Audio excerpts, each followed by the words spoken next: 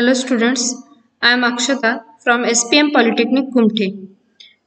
In this video we are going to see the practical number 14, which is nothing but audio power amplifier, which is in which we are going to see how the circuit of audio power amplifier is connected and how it gives the output.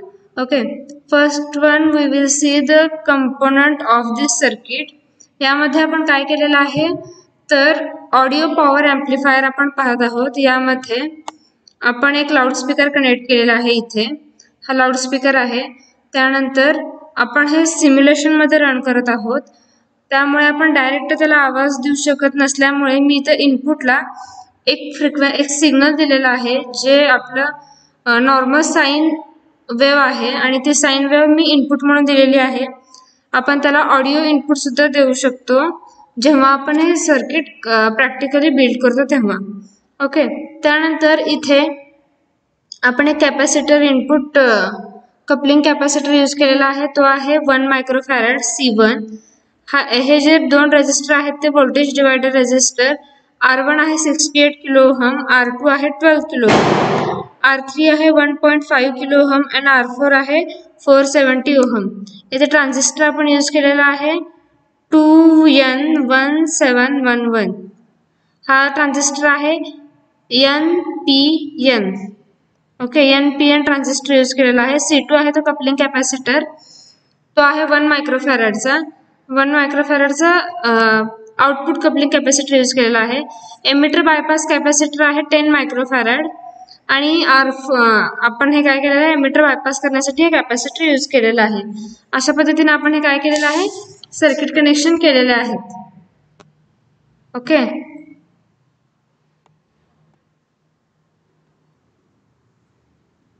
आणि त्यानंतर आपण इथे पाहू शकतो तर इथे आपण काय केलेलं आहे सर्किट ग्राउंड केलेलं आहे. इथे हे सर्किट ग्राउंड केलेलं आहे. आपण याला काय करूयात झूम करूयात. झूम केल्यावर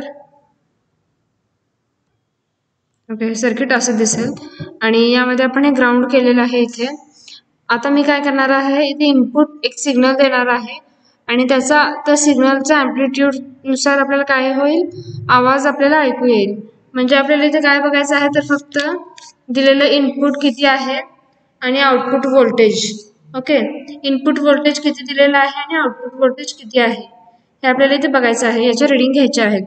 तर मी आता इनपुट सिग्नल इथून दिलेला आहे. मी इनपुट सिग्नल किती दिलेलं आहे तुम्ही पाहू शकता. तर मी इनपुट सिग्नल दिलेला आहे 9 व्होल्ट आणि त्याची फ्रिक्वेन्सी आहे 500 हर्ट्ज. ओके, मी असं सिग्नल दिलेलं आहे. मग आता काय करणार आहे जेव्हा मी हे सिम्युलेशन रन करेन जेव्हा इथे क्लिक करेन तेव्हा एक आवाज येईल. तो आवाज असणार आहे ऑडिओ एम्प्लिफायरचा आउटपुट.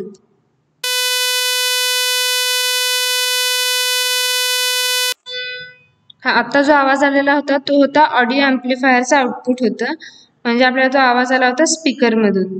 अशा प्रकारे आपण काय करणार आहोत हे सर्किट बिल्ड करून आपल्याला असा आवाज येऊ शकतो. आता इनपुट आणि आउटपुट व्होल्टेजच्या रेंज फक्त रीडिंग घ्यायच्यात. आता मी काय करेन तर फ्रिक्वेन्सी चेंज करेन किंवा त्याचं व्होल्टेज चेंज करेन तर त्यानुसार आपल्याला आवाज ऐकू येईल. आता मी इथे काय केलेलं आहे एम्प्लिट्यूड 11 व्होल्ट घेतलेला आहे. इथे एम्प्लिट्यूड 11 व्होल्ट घेऊन फ्रिक्वेन्सी 1K घेऊयात म्हणजे 1000 किलो. आता हे रन करून पाहूयात आपण. त्यापेक्षा मोठा आवाज येईल. तर अशा पद्धतीने आपल्याला काय होणार मोठा आवाज येणार. जसं जसं आपण एम्प्लिट्यूड वाढवतो तसं आपल्याला एम्प्लिफिकेशन होऊन जास्त आवाज मिळणार. आता मी फक्त एम्प्लिट्यूड कमी घेते इथे. आता हे एम्प्लिट्यूड फक्त जर 2 व्होल्ट घेतलं आणि हे रन केले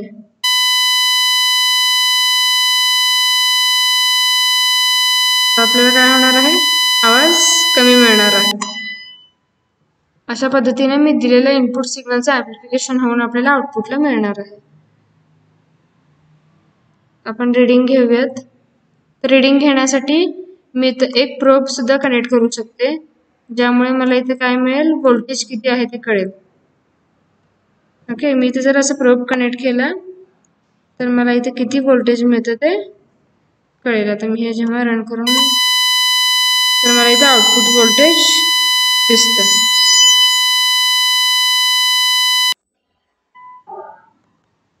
अशा पद्धतीनं आपला 14th experiment, which is nothing but audio power amplifier, is completed by using simulation.